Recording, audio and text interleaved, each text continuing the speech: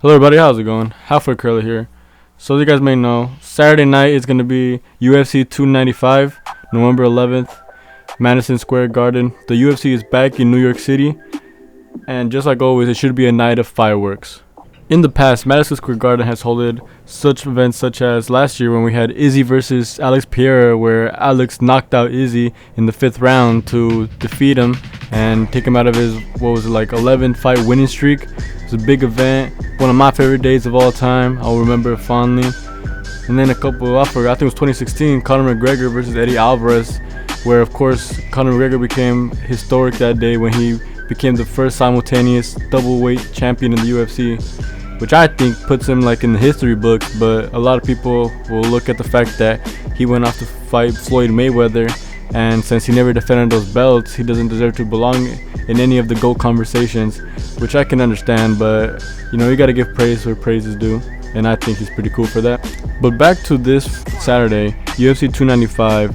Originally what we had planned was Jon Jones versus Stipe Miocic. It would have been a very good fight, I think.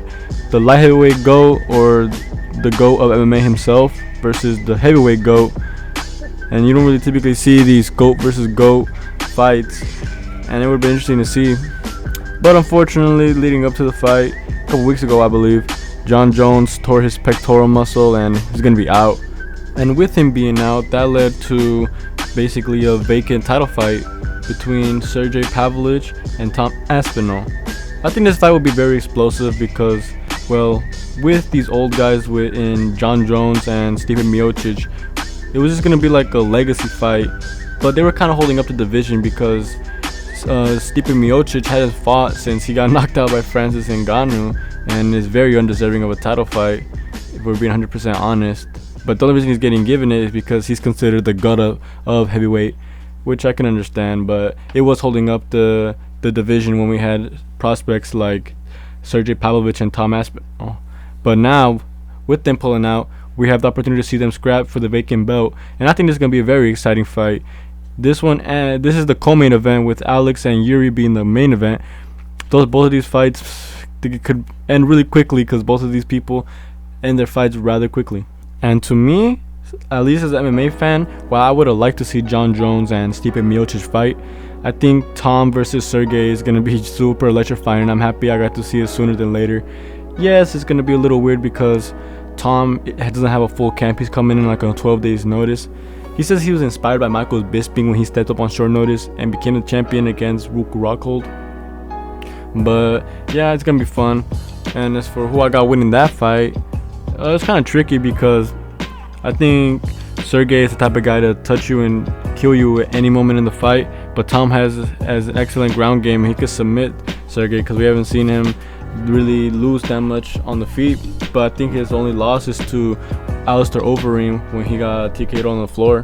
So I think that's a big thing that Tom could exploit, and we'll see what happens. I think it's either going to be a sub by Tom or a knockout by Sergey. But either way, it's going to be fireworks, and I can't wait. So we're going to have a super electrifying co-main event. So let's talk about the main event. We have Alex Pereira versus Yuri Prochazka. And yeah, this fight makes me very excited. I'm Alex Pereira fanboy. He's one of my favorite fighters. To me, I think he became my favorite fighter when he knocked out Izzy, just because Izzy was going through that cringe phase where he was just saying the most random lines and being pretty unlikable. So we were praying for people to go and kill him, but nope. He kept leg kicking and having these boring fights where he'd win by decision. He was basically becoming like the Floyd Mayweather of MMA, where he would just jab, kick, nothing too exciting. But then he met his ultimate nightmare, Pereira.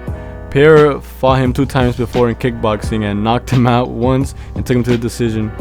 Yeah, they were pretty competitive, and maybe Izzy won a cup, should have won the other one. And he was probably winning the one before he got knocked out. But as it goes, he was 2-0 against Izzy. So when he fought him for the 3rd time in MMA this time, he was kind of losing. He had a little bit of success, but it was kind of just another Adesanya victory. But then the 5th round came, and Poatan told himself he had to go out and kill this man. He went out and did that. He landed his signature left hook and put Izzy out. A lot of people want to say that it was an early stoppage in that fight, but Izzy looked rattled. If it would have kept on going, he probably would have been flatlined again. So it was probably a good thing that I think it was Mark Goddard that stepped in and stopped the fight when he did. Saved Izzy a couple of CT. But yeah, unfortunately, we all know what happened in the rematch that day. Pretty sad. I hate thinking about it because it just makes me sad, like I said. I think the worst thing about that day was when Izzy knocked him out and did his little arrow celebration, because that was Alex's thing when he walked out, you know. It made him really cool, like a hunter, warrior type of thing. But now whenever he does it, I feel like everyone will make fun of him because, oh yeah, Izzy did that to you when you got knocked out. So yeah, that kind of stings a little bit. After his loss to Israel Adesanya, Alex decided to, go up in weight. He went from 185 to 205, and he decided to go against the former champion Jan Blachowicz at UFC 291, I believe it was. And I was really excited for this fight because, like I said, I'm a big Alex fan, and I was like, oh snap, he's about to go out and defeat this man. He's about to show Izzy how it's done, because as you guys might know, Jan, he beat Izzy when he tried to become a double champ. Pretty good day too, I'd say. But yeah, the fight came, and I think a lot of what we were worried about was whether Alex was going to stop the takedowns and survive on the ground. And surprisingly, he did all right. His submission defense was pretty good, and he managed to not lose on the ground. And I'm pretty sure he lost round 1, but every round after that, he was tagging him, hitting him in the legs, destroying his legs. And I believe if the fight would have went to 5 rounds, he probably would have knocked out Jan. So yeah, I was pretty happy he won. And with this win, he secured himself a title shot. And the title shot would be against the former champion himself, Jiri Prochazka. He went out because after his amazing fight, I think it was last year's fight of the year against Glover Teixeira, he kind of broke his shoulder, or I don't even know. Dana White liked to describe it as the worst shouldery of all time of UFC, because he was out for a whole year. Like, his inactivity is going to be a big factor into this fight because he's been out for a long time. And how do I see this fight playing out?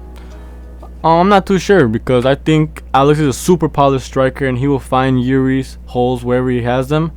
But then Yuri is like this strange samurai type of guy where he does weird striking, where he'll throw spinning things, will just look at you weird. He has a weird little man bun thing, and like, it's hard to predict this fight because of those factors. He's unpredictable. And the fact that he choked out Glover in their fight to become the champion kind of has me thinking as well, because I don't know how Alex will react if he gets taken down by Yuri, because I don't know who's actually physically bigger, because Poatan is pretty huge, but he's not like built like a tank is the best way I can put it. He's kind of lanky but huge, but Yuri is kind of like more like filled out, if you get me. So I don't know if that will play anything when it comes to the wrestling. If they all just stand up and fight, it will be good, because around here I don't really like the wrestling stuff. I can respect a good submission or two, but when someone is just laying on top of another person, nah man, I don't want to see some punches, not some playing around the floor. I don't know. And yeah, I do think that Yuri has a chance of being knocked out by Alex, because obviously Alex is like the powerhouse. He has a crazy left hook. He can just put people out like that. And Yuri is very hittable. We've seen him get tagged and hurt by a really old Glover Teixeira. So what will a younger Alex do, especially with having Glover Teixeira in his corner? You never know. I feel like if the opportunity is there, Poatan will find the chin. And with his leg kicks, he will probably batter the legs and make it very hard for him to move in the first place. And again, probably opening him up. And I can see Alex getting the finish. And then a lot of people like to hate on Alex because he doesn't have the best ground game or whatever, but I think he has a decent ground defense. He's not like Khabib. He won't take no one down and maul them, but I feel like he can fight to get back to his feet, and we saw that in the Jan fight. So who do I think will win at UFC 295? I'm really biased on this channel, I'm not gonna lie. I think Alex will win, and it will be a crazy knockout. I think Yuri's inactivity will play a huge factor. Take this for account. Since Yuri last fought, Alex has become the middleweight champion, lost against Israel Adesanya, fought Jan, and became a title challenger. And all that time, Yuri's been away and healing from the injury.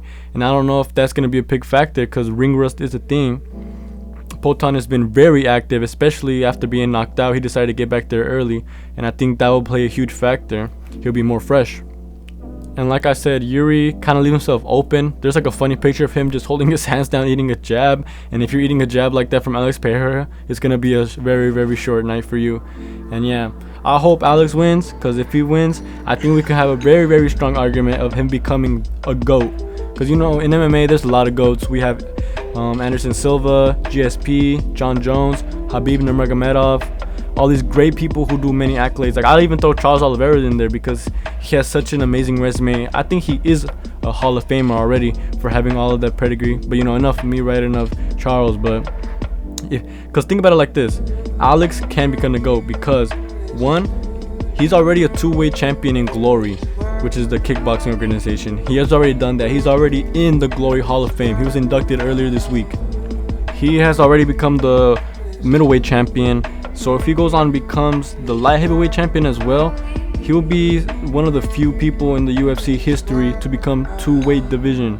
And I think that's enough to put him in the Hall of Fame, not of just the UFC, not of just Glory, but of combat sports in general. Like, he's like very, very amazing fighter. And, you know, I'm a big fan of him, and I would love to see it. If he loses, I think I might just like never want to watch MMA again, because I don't think I can take that loss. So yeah, guys, that's gonna be for the video. I'm really excited for this weekend. I hope you guys are too. If you guys watch it and my predictions are wrong, go down to the comments and let me know. But yeah, I have Alex and Sergey winning, just because, you know, I'm a big Alex fan. And Sergey is just such a beast. I don't know, I just feel like he'll hit Tom Aspinall in the leg and he'll break it again or something like that. But yeah, this fight should be very fun, very good night for fights, and I can't wait to see the outcomes. See you guys.